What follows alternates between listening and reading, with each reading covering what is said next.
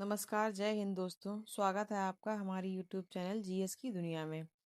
आज हम UP home guard भर्ती से संबंधित 11वां प्रैक्टिस सेट हल करेंगे, जिसमें हम होमगार्ड भर्ती से संबंधित जीएस के प्रश्नों को देखेंगे जो आपके एग्जाम में पूछे जाने वाले हैं।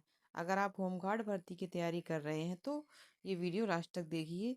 ये वीडियो आपके लिए काफ़ी हेल्पफुल होने वाली है। जो लोग चैनल पर नए हैं, कृपया चैनल को सब्सक्राइब कर लें ताकि हमारी हर वीडियो की नोटिफिकेशन आप तक पहुंचती रहे और आप ऐसे ही यूज़फुल वीडियो का लाभ उठाते रहें और आपकी एग्ज़ाम की तैयारी अच्छी चलती रहे। तो चलिए शुरू करते हैं होमगार्ड भर्ती का प्रैक्टिस सेट 11वां।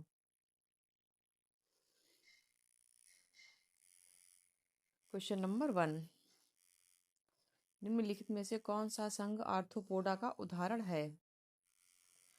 इसके ऑप्शन हैं। ऑप्शन ए तितली, option B Nereis, option C जोंक, ऑप्शन डी घोंघा। क्वेश्चन 1 का जो राइट आंसर है वो है ऑप्शन ए।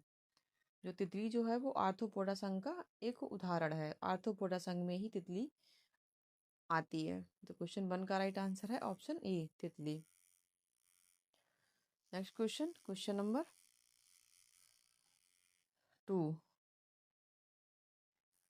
निम्नलिखित मछलियों के हृदय में कितने प्रकोष्ठ होते हैं? Option A 2, option B 4, option C 1, option D 3। Question 2 का राइट आंसर है ऑप्शन ए। मछलियों के हृदय में 2 प्रकोष्ठ होते हैं, या ये कह सकते हैं कि मछलियों के 2 कपाट होते हैं। मछलियों के हृदय में 2 कपाट होते हैं। तो क्वेश्चन 2 का जो राइट आंसर है वो है ऑप्शन ए। नेक्स्ट क्वेश्चन, क्वेश्चन नंबर 3,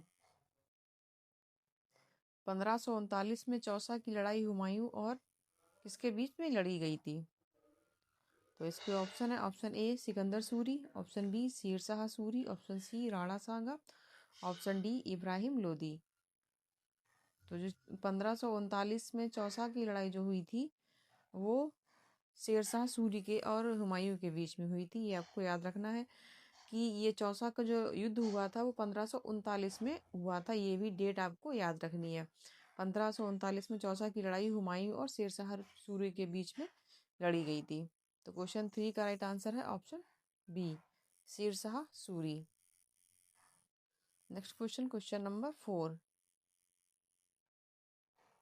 निम्नलिखित में से किस अधिनियम ने सरकार को राजनीतिक गतिविधियों को दबाने की अपार शक्तियां दी और राजनीतिक कैदियों को बिना मुकदमे के 2 वर्ष तक हिरासत में रखने की अनुमति दी? तो क्वेश्चन 4 के ऑप्शन है। ऑप्शन ए भारतीय दास्ता अधिनियम 1843, ऑप्शन बी आपराधिक जनजाति अधिनियम 1871, ऑप्शन सी भारत अनुबंध अधिनियम 1872, ऑप्शन डी रॉलेट एक्ट 1919। तो ये जो 4 का आंसर है, 4 जो क्वेश्चन है इसमें सरकार को राजनीतिक गतिविधियों को दबाने की, ये ब्रिटिश सरकार के समय, जब ब्रिटिश सरकार थी उस समय जो क्रांतिकारी लोग जो होते थे, जो इनकी गतिविधियों को रोकने के लिए सरकार ने ये नियम, ये कानून लाया गया था, रॉलेट एक्ट। तो क्वेश्चन 4 का जो राइट आंसर है वो है ऑप्शन डी रॉलेट एक्ट 1919। इस नियम के तहत ही लोगों को बिना किसी वकील के और दलील के, बिना किसी मुकदमे के ही इन लोगों को गिरफ्तार करके जेल में डाल दिया जाता था। और इसमें राजनीतिक तौर पर भी, जो राजनीति में जो लोग सक्रिय थे उनकी भी गतिविधियों को रोकने के लिए ही सरकार ने इस कानून को पास किया था और इस एक्ट को लेके आई थी सरकार। तो इस क्वेश्चन का राइट आंसर है ऑप्शन डी। ये याद भी रखना है कि रॉलेट एक्ट 13 अप्रैल 1919 को रॉलेट एक्ट आया था और इस अधिनियम, इस एक्ट को ही अंधा कानून भी इसको कहा गया है, क्योंकि इसमें बिना सुनवाई के ही लोगों को जेल में डाल दिया जाता था। क्वेश्चन 4 का राइट आंसर है option D. Next question, question number 5, निम्नलिखित में से किस आंदोलन ने भारत में बड़े और छोटे किसानों के बीच क्षेत्रीय असमानताएं पैदा की थी? तो क्वेश्चन 5 के जो ऑप्शन है, ऑप्शन ए पीली क्रांति, ऑप्शन बी नीली क्रांति, ऑप्शन सी गुलाबी क्रांति, ऑप्शन डी हरित क्रांति। तो क्वेश्चन 5 का राइट आंसर है ऑप्शन डी। हरित क्रांति ने ही बड़े और छोटे किसानों के बीच क्षेत्रीय असमानताएं पैदा की थी। तो क्वेश्चन 5 का जो राइट आंसर है ऑप्शन डी, हरित क्रांति। Next question, question number 6। निम्नलिखित में से कौन सी नदी हिमालय की सबसे पूर्वी सीमा बनाती है?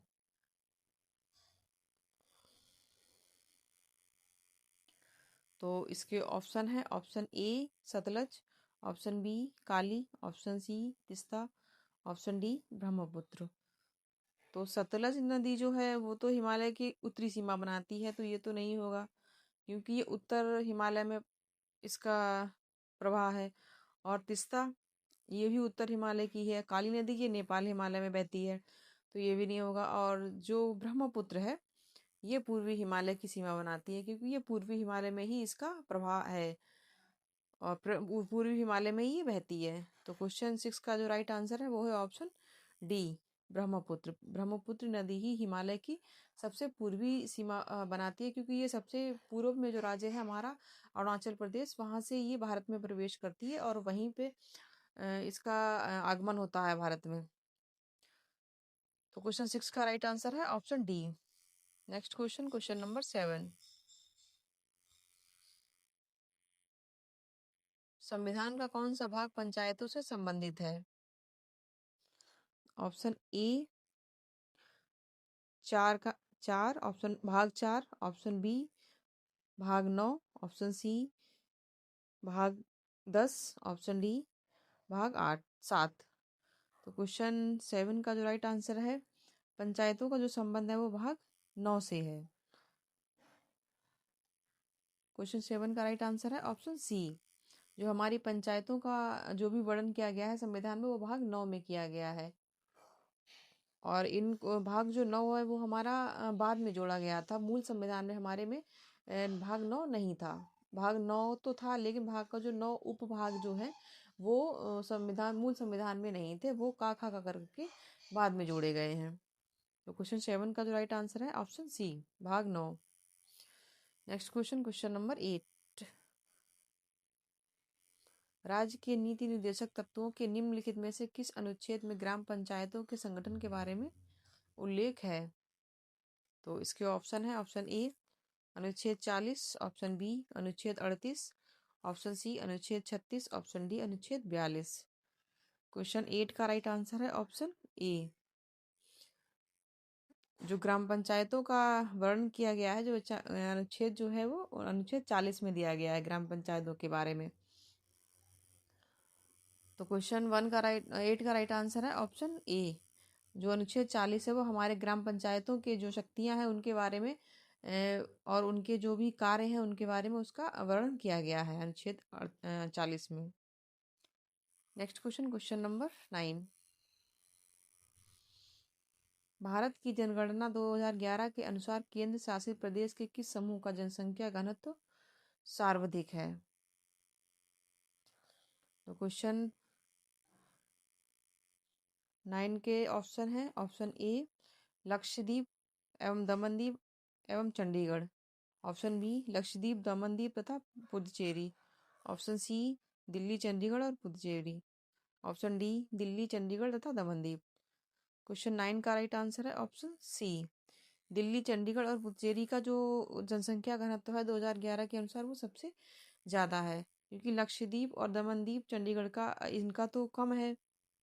जहाँ लक्षद्वीप हो गया और दमनदीप इनकी जनसंख्या तो अपने आप में ही कम है वहाँ पे, और पुडुचेरी इसकी भी जनसंख्या कम है। लेकिन जो दिल्ली हो गया इसकी जनसंख्या सबसे ज़्यादा है, उसके बाद चंडीगढ़ और पुडुचेरी की। तो इन तीनों को मिला के जो इनका जो ग्रुप है 2011 के अनुसार इनका जनसंख्या समूह सबसे अधिक है। क्वेश्चन 9 का राइट आंसर है option C. Next question, question number 10। भारत के बाद निम्नलिखित में से किस देश में सबसे अधिक हिंदू आबादी है? तो इसके ऑप्शन है, option A Nepal, option B Bhutan, option C Sri Lanka, option D Myanmar. Question 10 का राइट आंसर है ऑप्शन ए।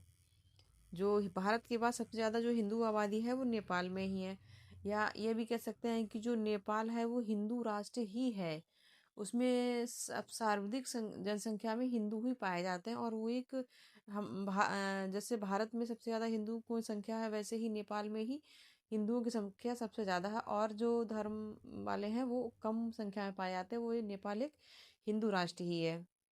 तो क्वेश्चन 10 का राइट आंसर है ऑप्शन ए, नेपाल। तो ये था हमारा 11वां प्रैक्टिस सेट। मिलते हैं नए प्रैक्टिस सेट में नए प्रश्नों के साथ। तब तक के लिए नमस्कार। ऐसे ही यूज़फुल वीडियो पाने के लिए हमारे वीडियो को लाइक और चैनल को सब्सक्राइब कर लें, ताकि हमारी हर वीडियो की नोटिफिकेशन आप तक पहुंचती रहे। धन्यवाद।